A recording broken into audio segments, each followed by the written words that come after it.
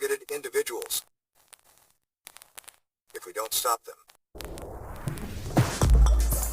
We will all be targeted individuals if we don't stop them. We will all be targeted individuals if we don't stop them. We will all be targeted individuals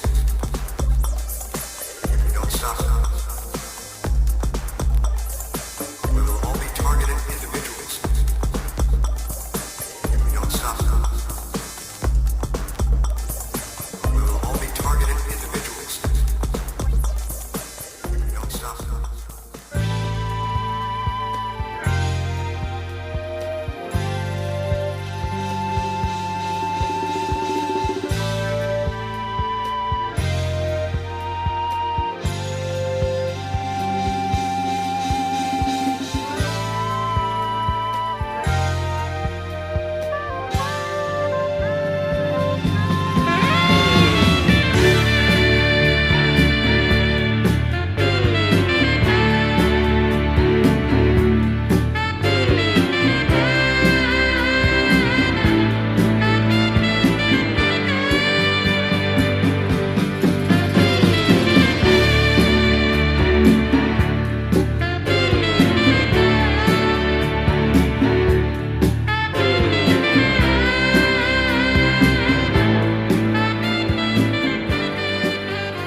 Hi folks, I'm Alan Watt, and this is cuttingthroughthematrix.com. And again, I'll tell you what, let's retouch before I continue here about, remember last week I mentioned the article, I might put up again, with the performers and singers and actors and actresses and sports people, the culture industry, who are given a free carte blanche pass to travel wherever they want to go without getting tested or quarantining, because they're too important. Again, this virus understands it. What an amazing virus is, eh? You try it and the big cops will come on and batter you in the head with their truncheons and drag you off and charge you for naughtiness, eh? But for those guys, the governments applaud them for continuing in their face of adversity, putting up with harsh times, because they have to travel a lot to entertain you and keep you living under a spell of utter fantasy, which is awfully important for keeping the peace. Because if you weren't under fantasy, the illusions that you're under, you might start wanting to do something about the farces that are going on and the injustices. So it's awfully important you have your entertainment, for goodness sake. And this virus knows it. It said, I'm going to help these poor folks here, these actors and actresses and sports folk. You know, the folk who get millions of dollars for throwing a ball around. I'm going to make sure, because they're very important throwing balls around, see? And I'm going to make sure that they don't get annoyed or held up anywhere for testing and quarantining and silly things like that. So there you go. That's it. A very intelligent virus. But you live in a classless system, don't you? And you need the culture industry. Oh, I tell you. I tell you. Even the royal family, for years and years, I remember Dick giving the talks in it, they created their own public relations, like a permanent public relations group, cameramen, writers, scriptwriters, all that. Full-time employment to create farcical stories of how wonderful everything is, or little gossipy ones, are they falling out again, or a complete soap opera drama. Just like they did with celebrities for your entire life, or even pop singers, rock singers. They'd make up. The companies would work with the managers. Because all news is good news in those industries. If the news is getting you talked about, it's good, doesn't matter what the topic happens to be. And of course in the rock industry, a lot of guys are, oh my God, so-and-so walked through a plate glass window and jumped into a swimming pool on drugs, and it's all good news, you see, because it makes them more popular. It's a strange thing, but that's what it did.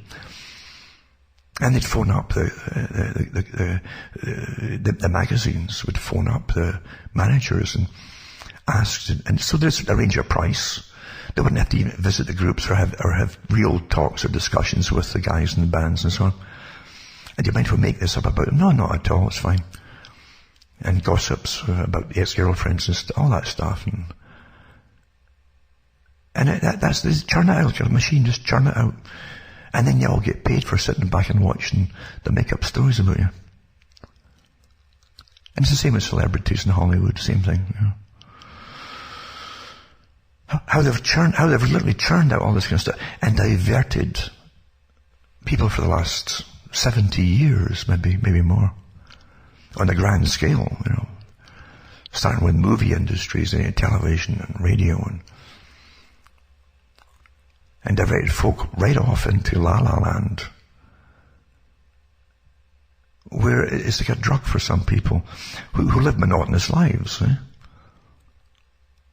And since you don't get anything factual given to you to relieve the boredom, they give you lots of fantasy, which programs you as well, because they update your predictive programming. They give you what's coming down the pike in fantasy form, and you adapt to it the way it did in the movie or the play or the drama, you see. It works awfully well. That's why it's so important. And the virus knows it. I like the term knows it, eh? What knows is that?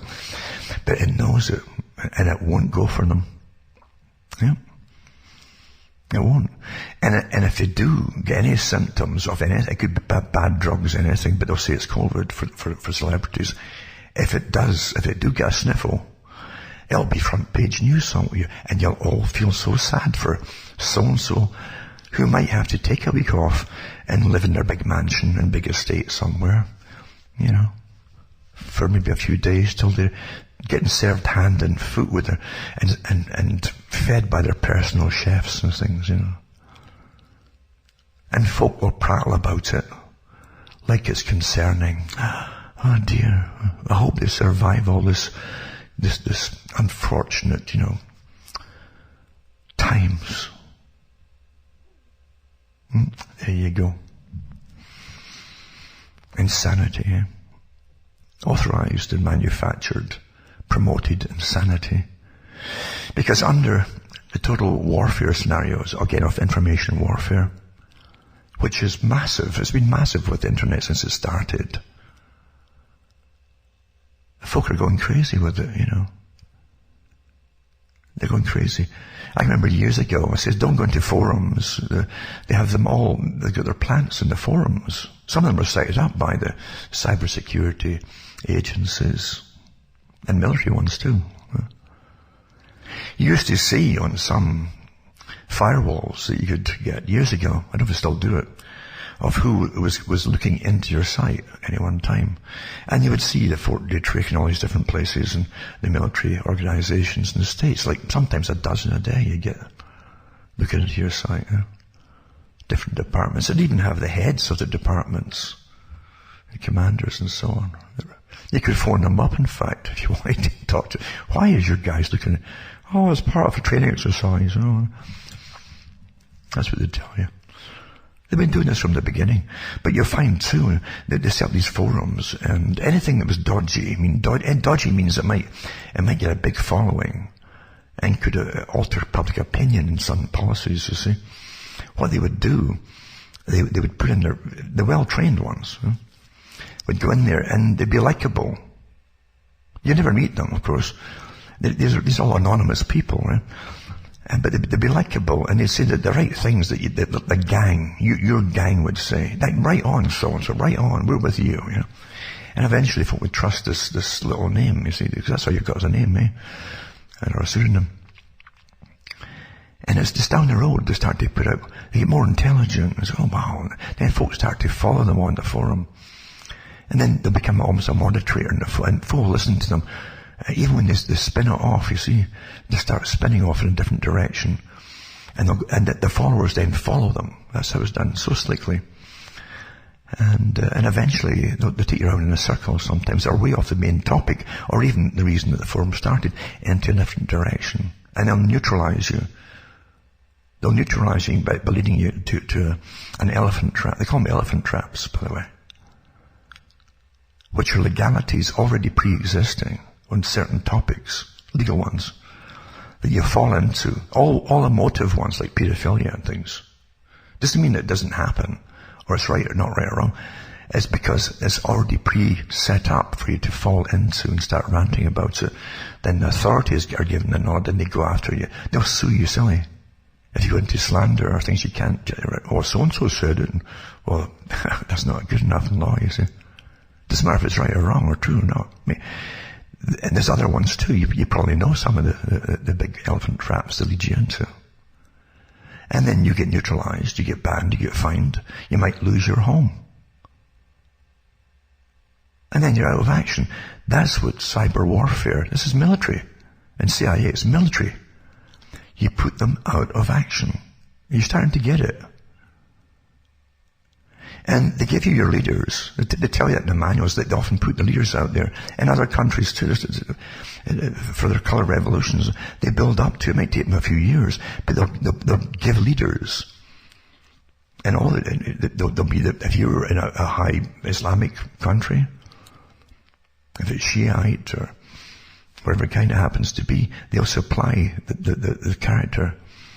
And then youngsters will follow them, you see, who are all chanting for the same justice to be fulfilled.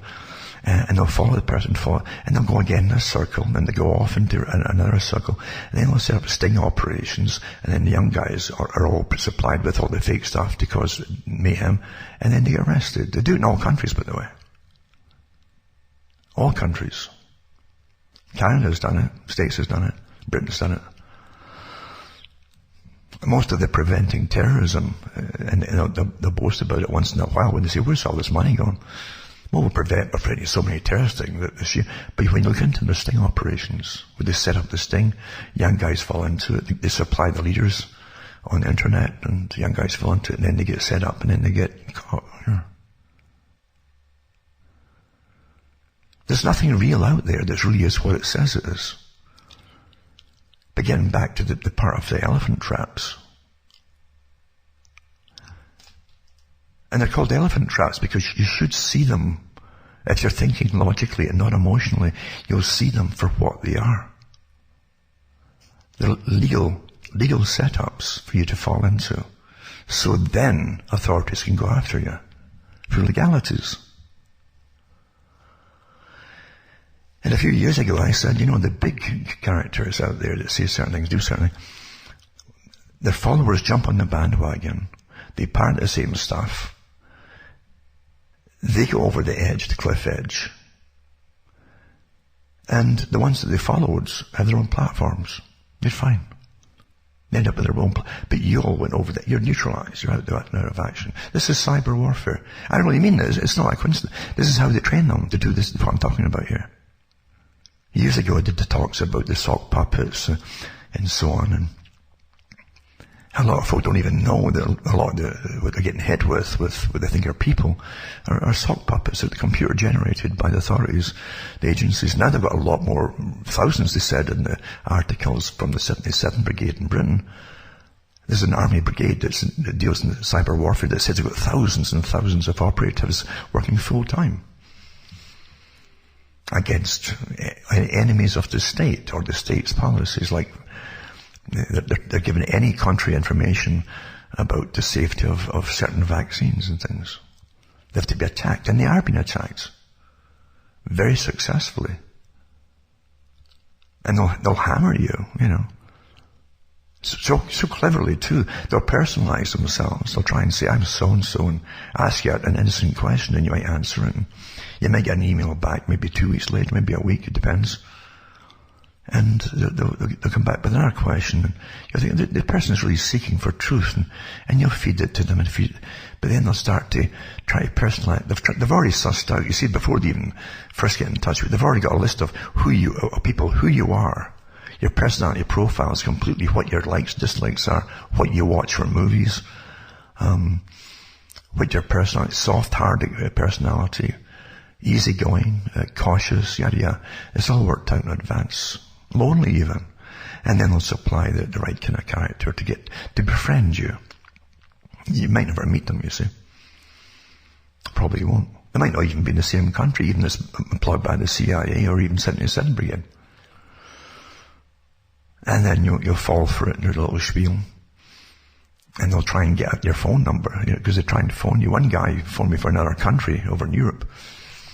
And it was an obvious setup. For me to say something, they would get me in trouble. Obvious setup. But it takes them a while to get to that point, And you don't prattle off to these characters if they do get in touch with you. You got to be very, very careful, because they can take years setting you up. Sometimes. And you won't be the only person they're working on. They'll have a list of who they've done. And they get paid well, to do it. But they'll try to get in, and so on. Other ones too, you probably go through YouTube or BitChute. Someone mentioned it to me last week, something similar on BitChute. If you leave the comments open, and you're talking about the topics which are forbidden, including the vaccinations, for example, things like that. Anything that's not right from the state itself is forbidden. Anything from any top experts on the planet is still forbidden if not on board with the authority. Who is the strange coterie of people who decide what's true and not, even in medicine, If you don't have all that, then you're living in an agenda, folks. Because folk who are running things open, truthfully, don't have to hide behind anything. But anyway, you get a massive smear campaigns if you leave the comments open. And you'll see, and it's true enough, you'll see the same names in some of them over and over and over, multiple times sometimes on the same commentary. It's obviously machines just churning them out, which it might very well be. But I've seen it with anybody who's religious. I've seen it in a guy who does his own particular speciality in religion. And you'll see the same hammering them after every talk. It's just like, it's just by rote, the same slogans they'll hammer them with and so on like that.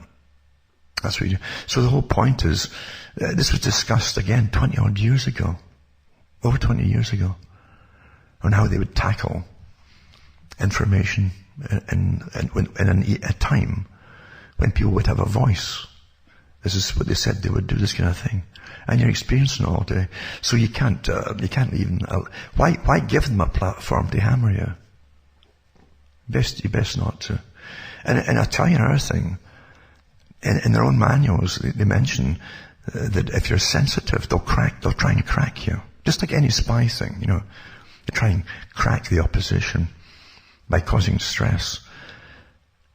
It's like if you're an actor, actress, or a performer on stage, musician or whatever, you should never listen to the critics, because it would break you apart.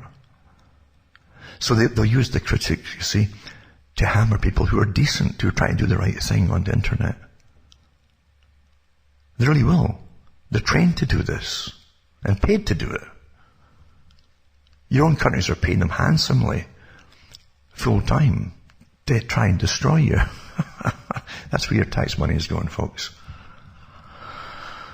And so don't give them why bother? Do you really need the comments to come back at you and say, oh my God, was it that bad? And didn't I do a good enough job? No, this is standard stuff here.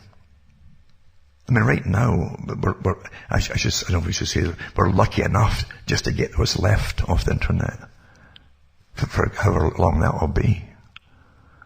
Just to say what we want to say. And if you're paying for it and doing the work, why open up for all these characters in cyber warfare, paid characters to get in and overwhelm it? Why bother? Let them pay for it themselves. Using your tax money. Because they never use their own, But never forget, you're living in a very unreal system. And because you get used to it, you think it is all real. And don't let your guard down, because these are the next step, obviously, apart from just banning folk outright. And if they can't get the folk who want to fall into the elephant traps, they're preset, preordained, and you all know what they are. you get banned off them right away, you know. And so don't just run wildly over them. Don't follow the leader, you know. And it's always, again, through, I've said this to a few folk over the years. Don't fall into the emotional traps. Because you have to be almost like them in agencies, which is detached from the emotion. This is a war that's going on, a very real war. And the stakes are for everything. For your whole way of life, for everything that's ever been. That's what it's for, folk. That's your stakes. So you can't let emotion blind you until you fall and stumble and you fall over into the elephant trap. Really. But there's folk, as I say, who get sued silly. They'll lose their mortgages. They'll lose their homes. They'll lose their platforms because they'll fall into the defamation. They'll defame folk or whatever through emotion. I say it's not a matter of if it's true or not. It's a matter of this is a war, and the legal professions from the government all down are on board with the agenda here. And they use it. They set up the elephant traps in advance. And I've said years ago too, don't throw out your little litho machines and the ways that the people used to do their own little printing of 2-page, maybe 4-page sheets at times, sometimes just one big long sheet every week, and post it off to people, like Conspiracy Theory, the movie with Mel Gibson, and you send it off to people. They'd leave them on laundromats, places like that for folk to read. And that's how it used to be. And that idea all came from the pamphleteers. The pamphleteers, they called them in the days of Benjamin Franklin. He was well involved in the printing system. But they used to put the pamphlets out about things the governments wouldn't like, and you couldn't say directly or they simply arrest you. But if you put a pamphlet out and be anonymous with who did it, you keep your mouth shut. Which tells you too, you've got to have if anybody's going to help you they've got to respect each other's secrecy and privacy, obviously. Because it's a war, it's a real war. Real war, you know. The greatest danger in any war, and for those who are in resistance movements, was always for a quisling, someone inside who will turn on them. The Matrix movie had it too, of course, same kind of idea, who gets bribed off. But also, you've got authorities out there that are on the lookout for people who are fighting out against. So you got to keep it all secret. So you got to respect your secrecy, you know. Obviously, you got to do it because that's how you survive in a real war. A real war.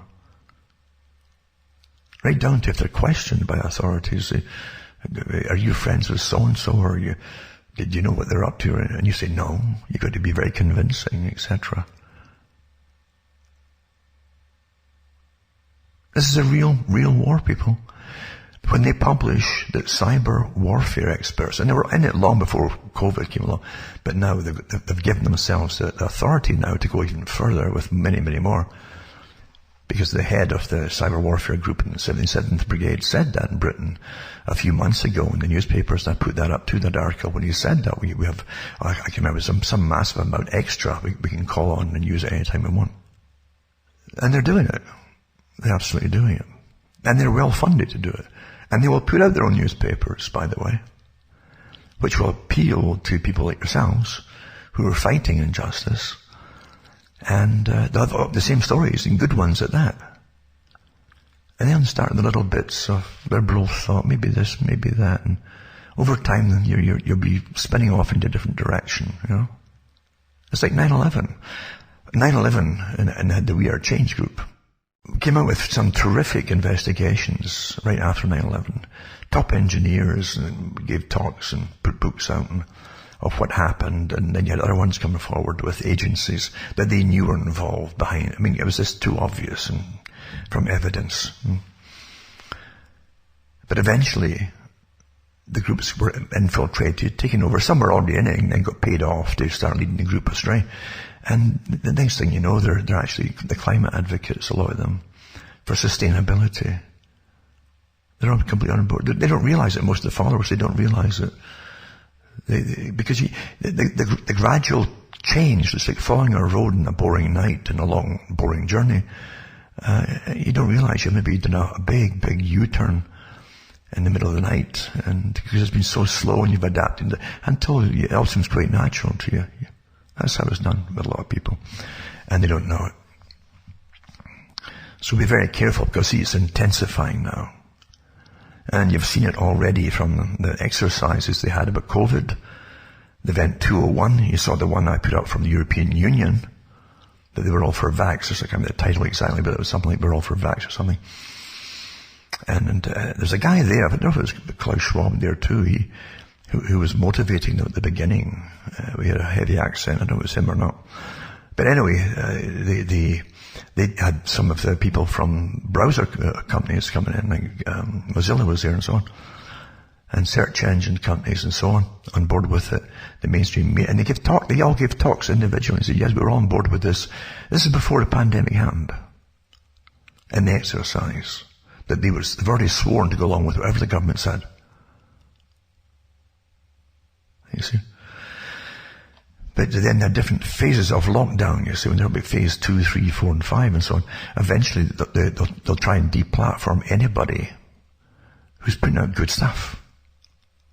Now you do it, the first way is to take the money from them. Economic warfare. That's always standard stuff. Try to stop that from happening. So if they can't get money coming in, then that's the amount of action anyway, you see. Because most of them don't live high in the hog, as you well know. It's day to day or week to week. So they're quite easy to put under and get them deplatformed. And of course, I was getting shadow banned before you'd heard the term in public, shadow banning. Because they stuck to the basic facts. And when they realized they couldn't bring me over, and that's what they call it, bringing you over, taking you over, then they turn on you, you see, quite openly, and nothing personal really from the guys that do it. They just do their job, and they hate you. They love getting money, and they enjoy games, you see. They play with people. They'll play with your internet, and you all of a sudden you slow down, and you see, my goodness, it's going to take me 10 minutes to pull up this one, print page, basically. Yeah, they play little games like that. And of course, if you waste your time phoning the server, well, it's not our end. We're checking it. Try this, and anyway, you'll burn off 2 hours in the middle of the night going through this nonsense with them. Unplug this, plug this in. Time after time, getting nowhere. And it's all to make you give up. That's how they do it. I've had that for years. But come midnight, generally, not always, my speed just was, I can actually watch a clip of something for 10 minutes without it breaking. But it's like a switch, 10 minutes, it's midnight, And that'll go as well eventually, but during the day, and that's how you do it. And you can always tell when someone's in the back doors of your computer. They get all the back. That's what they would put them in for, remember, by law. They put in all the back doors.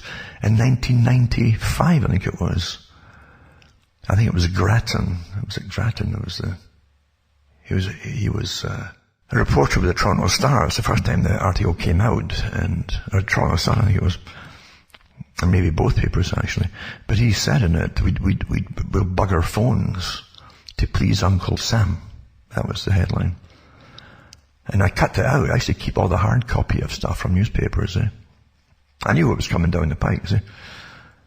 And Canada had been in agreement with the US, and the US had demanded that even all landlines, everything, all kinds of phones, all communication devices, faxes, everything, and computers, the early computers, had to all have chips in them that would allow them, and programs put into them by the makers, under authorization by the governments, for backdoors, so all their agencies could have instant access to anybody's communication devices, all communication devices. That was back then, And it's been so from the beginning, really, you never had free, and even then, there was articles out too about that nobody knew when they were buying photocopiers, as an example. when they started bringing down the prices down for the tiny little photocopiers for the domestic use. Because you print things up, you wouldn't see anything different from one copy to the next, one copier to the next.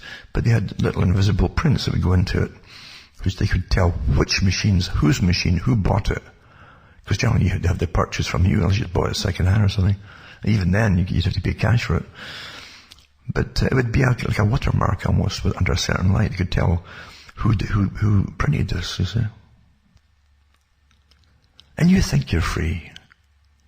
Why would your own governments in peacetime go to these lengths if you were free? And all that build-up and preparation long before, in the 90s, all for Gulf War coming, the actual 2001 event, the Pearl Harbor event, as I said in advance.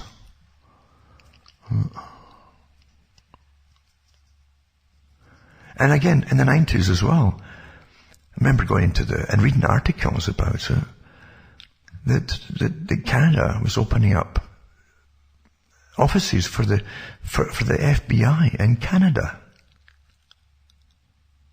And I said, what's going on? What's coming down everybody knew back then something big was coming down the pike.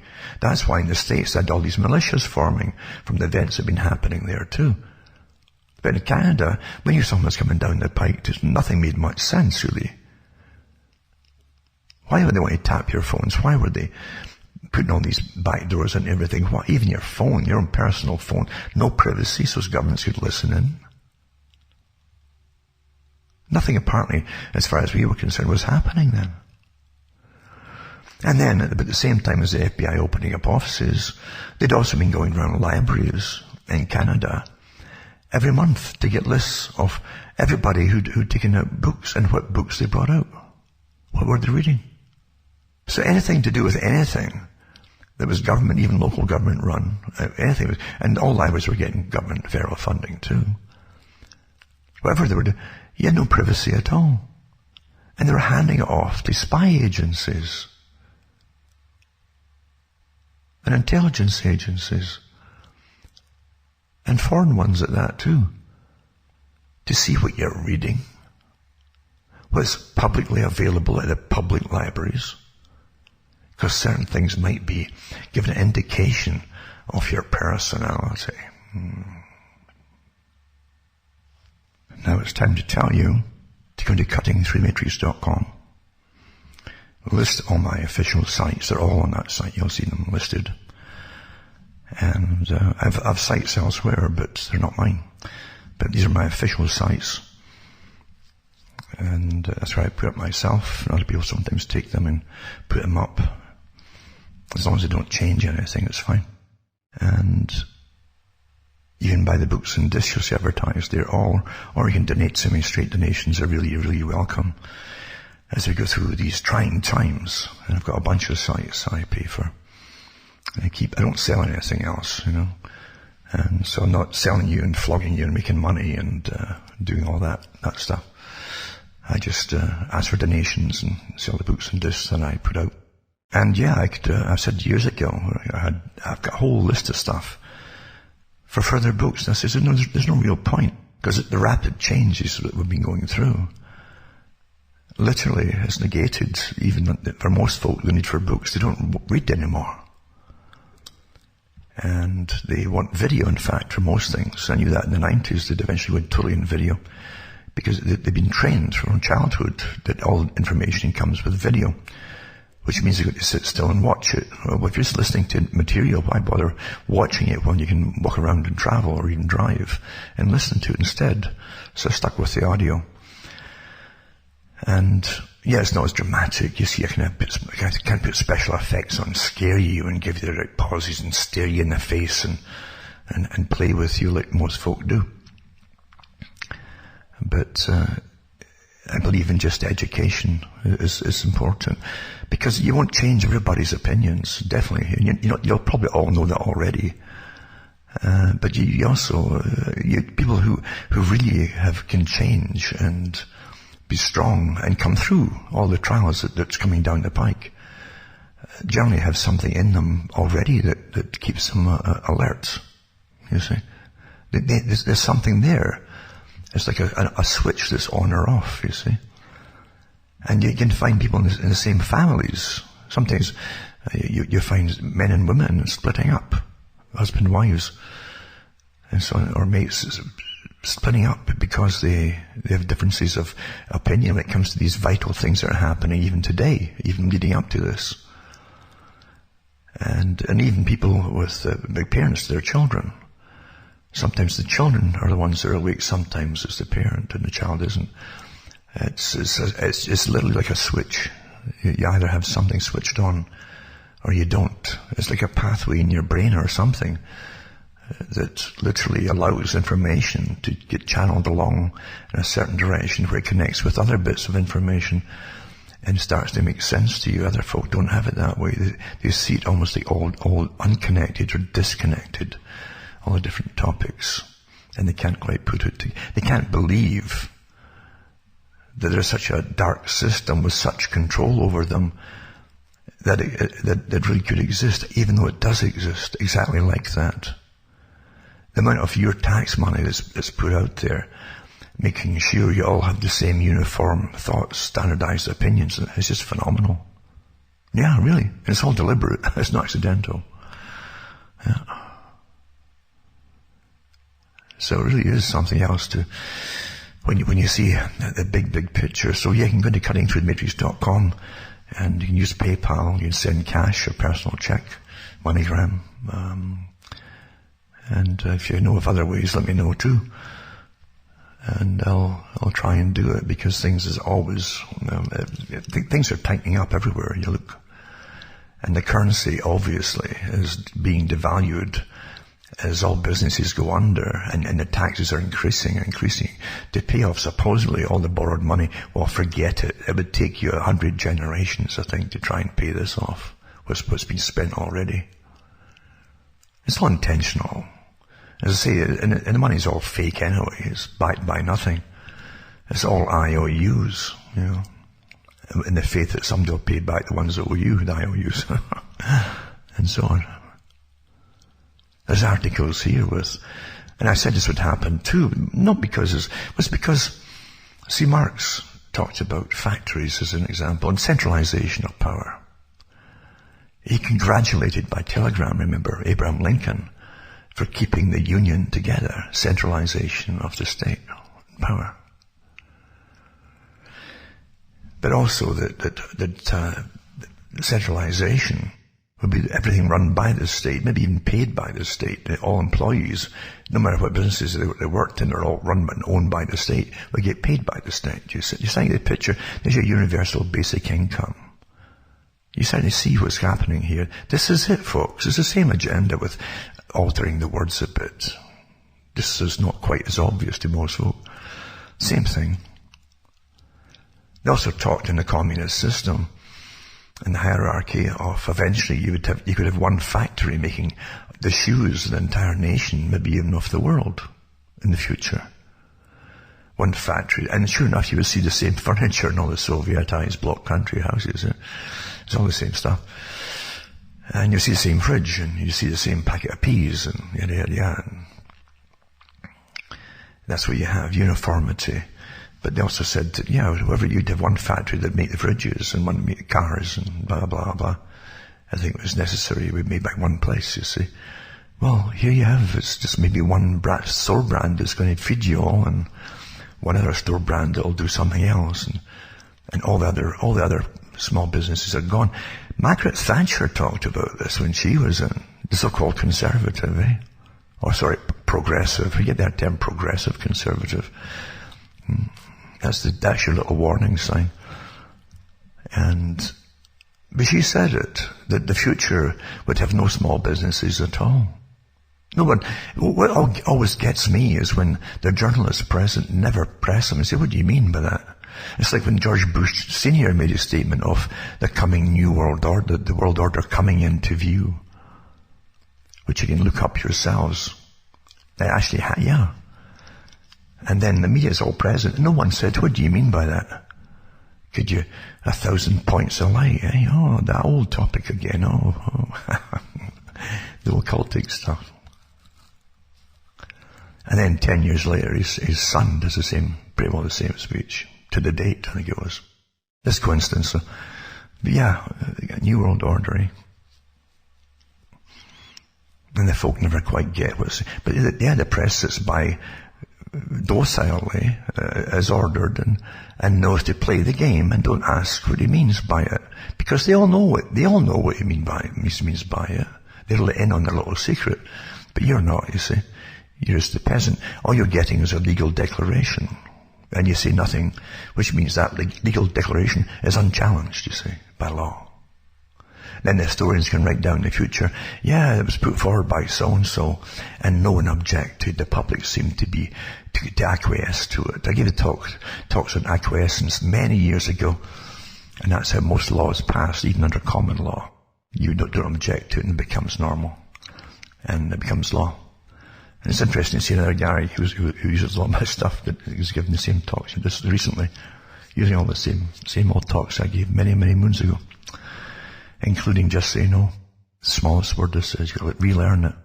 But you have to relearn an awful lot now because, as I say, you're into the whole sustainability movement, the agenda for the 21st century with its segments, 2015, 2030, etc., and things they must accomplish all the way through the century, step by step. The UN works the same way too, by the way, because it's the same group that set up your nations and own and run your nations, own and set up the United Nations.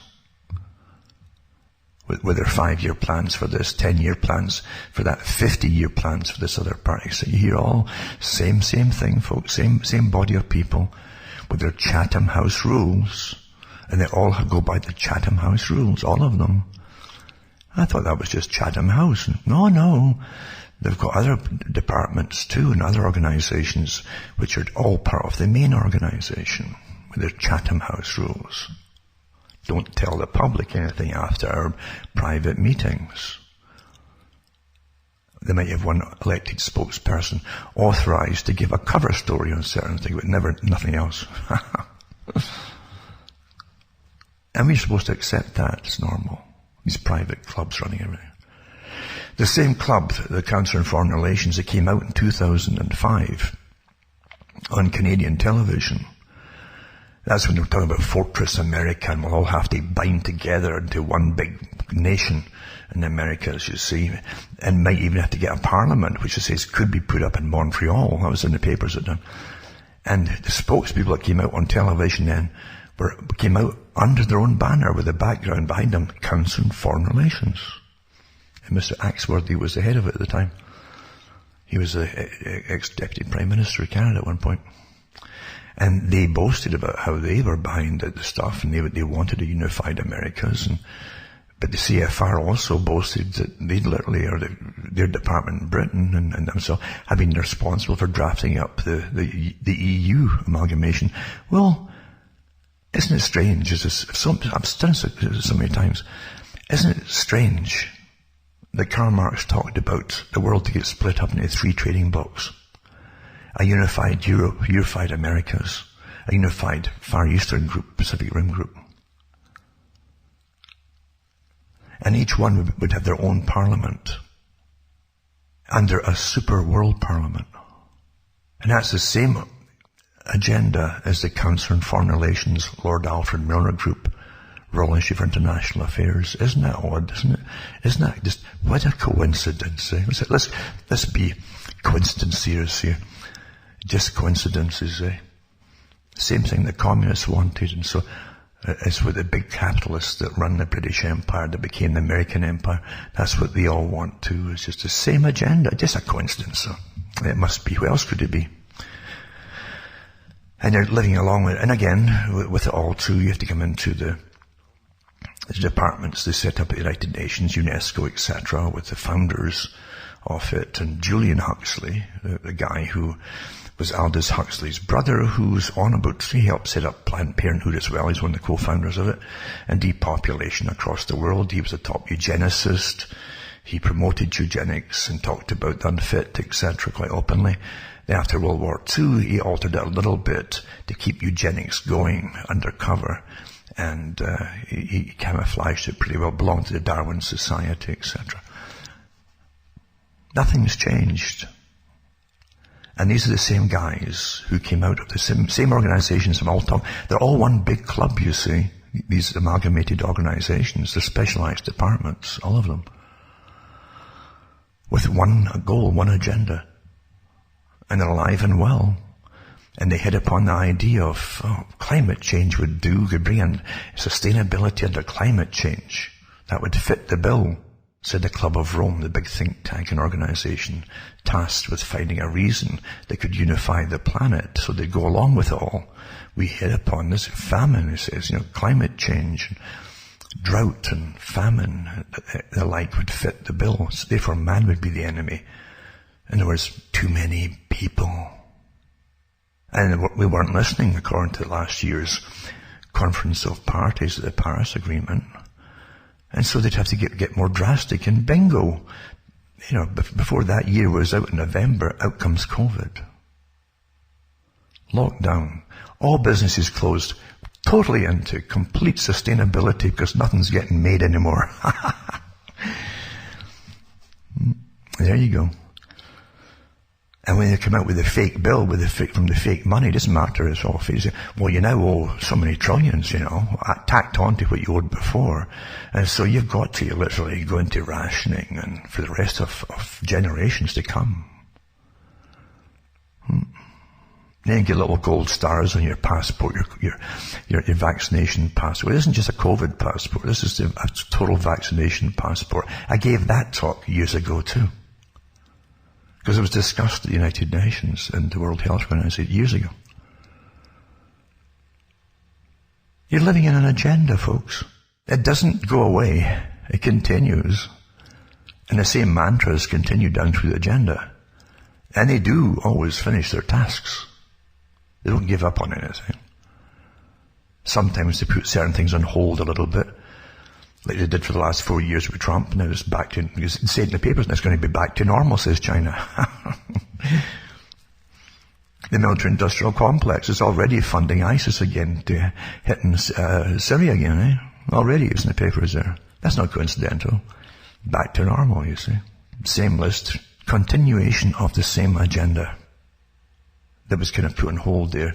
And the treaty, or the climate Paris Agreement there, they're back at it again. They're looking forward to big celebration, and they'll have big parties to celebrate being back, and fill their pockets with all the stuff that they fill it with, mainly from the taxpayers again.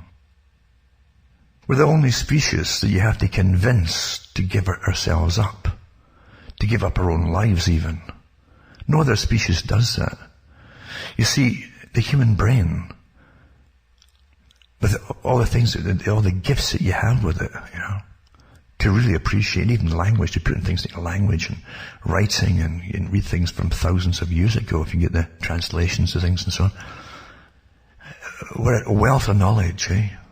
But it has that big vulnerability too. It can be manipulated by very wily psychopathic characters who study you so well.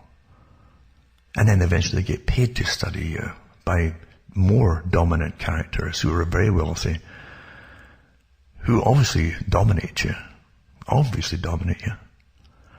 So much so they can decide if you're going to drive in the next few years. Remember, for the agenda for the 21st century, that's the whole agenda was put in there, the basic plan. There's to be no private property and no private cars. Now they're giving you, I've said this, they're giving you the temporary electric cars to make you think that they're not going to lock you down totally forever. But they are going to, because they'll do away with them eventually too. It's all scripted. You're living through a script. The only vehicles there's to be eventually are essential vehicles. That's like fire, police and so on, and bureaucrats, etc., civil servants and council employees, all that kind of stuff. But the rest of you know. And no private property eventually. That's where it's going. Again, back to the communist plan. Isn't that amazing? It all falls into the same agenda, isn't it? We're the fulfillment. This is the super Soviet on steroids, All the stuff that they couldn't manage in the Soviet system of Russia being dominant. is being pushed through under this system, and it's much better because it's using much more persuasive techniques of incredible advanced psychological warfare and indoctrination that they didn't have at the time in the old Soviet system. I had to laugh too when the terminology, whenever you hear terminology getting splattered about there with neologisms coming out, and you've got reimagining, and you get certain words that are brand new, and then phrases that are just put together, strung in such a way, and then they all repeat it at the Club of Rome, they repeat it at the Davos group, and Bill Gates repeats it. They're all repeating the same slogans like reimagining education. It isn't just the future and sustainability and reimagining this. It's reimagining education from Bill Gates. Because, you see, he also funded that whole program because he wants to eventually all youngsters to literally live at home for their entire life pretty well and learn at home through his program. So uniformity of education and opinions. Oh, it's perfect, isn't it? By Bill Gates. Reimagining. Yeah. All the stuff from tyrants. They can make things even sound appealing to the youngsters. I like that name, imagining. Yeah. They do like it. Reimagining. There you go.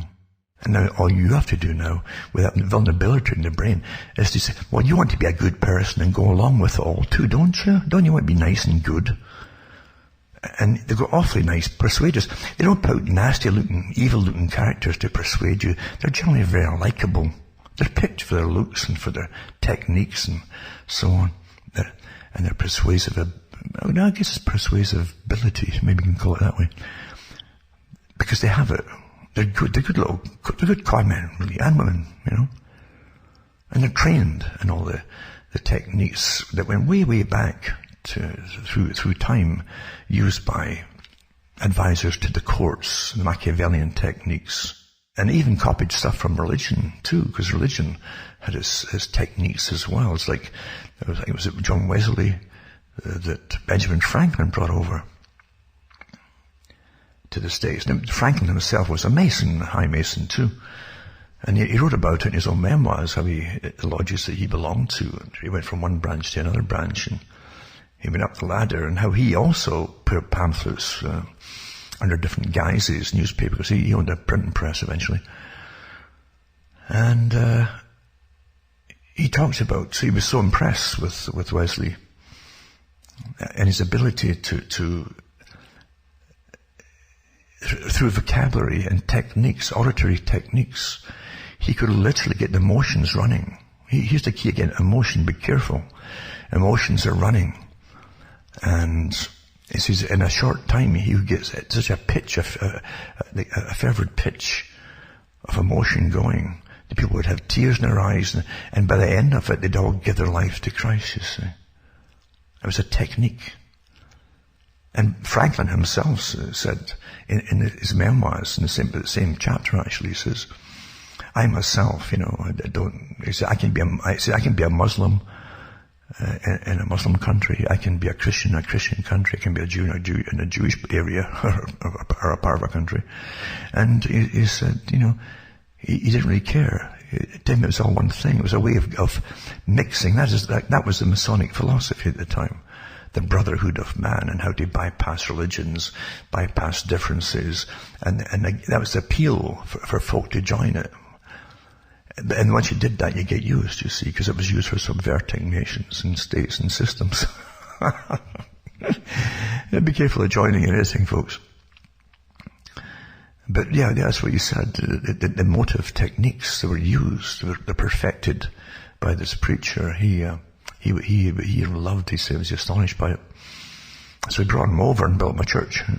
So you be very careful. You can be, emotion, again, getting back to the elephant traps, they're deliberately put out there. The laws are set up. If you jump into that trap, they're going to hammer you. Because now they can use law against you. It's not opinion anymore, you see. It's not a matter either of if you're right or wrong. That doesn't matter at all. It's very similar to the Canadian farmer. There was a trial He was used initially as a novice trial victim for Monsanto years ago, because Monsanto had his own private army around farms collecting seeds of farmers and then take them off to their own labs and say, well, we found soya, our genetically modified soya on your farm. It doesn't matter if a road went past your fields with open trucks full of grain from other farmers who were using Monsanto, and it was blowing over there. And what the judge said to him, in fact, this one farmer eventually said, I don't care if a bird pooped it out in your land. The fact that under the law, it was on your land, and it's all that matters. You see, that's the law. The Lord doesn't care if we're right or wrong. It's mechanical in a sense. Although they'd love to use it for political purposes. But it's mechanical in the sense that it was on your land, that's all that matters. It's the same thing with people who think they're going to get their day in court. And they say, I'm going to tell the people and I'll get it publicized what happened or whatever. And it doesn't happen. The judge tells you to shut up under penalty. And the lawyers to do the talking for you. The lawyer won't preach because he's a member of the bar. They're all brothers, and they do little gestures there. And you'll see them in the court doing their Masonic gestures. It's quite funny. But because it's their system, it's not your system. It's a whole different topic. But anyway, if they're in court, it's all agreed upon. They're not going to give you a chance to talk for yourself. In fact, they'll tell you, don't ever talk for yourself. And they'll say, we're arguing the facts. The facts aren't who was right or wrong or why you did this. Or the facts are, did you do it? Or did you think it? Or did you say it even? That's it. Oh yeah, I did say that, but no buts about it, that's it. You said it. Saying something, whatever it was a crime. That's when it was on the books, you see. That's how it's done. And folk fall right into it. And I've watched this for years and years as they set up these traps, which also gives you a good clue of who the people really are behind something, or an organization, or even a website, You'd be so careful, folks.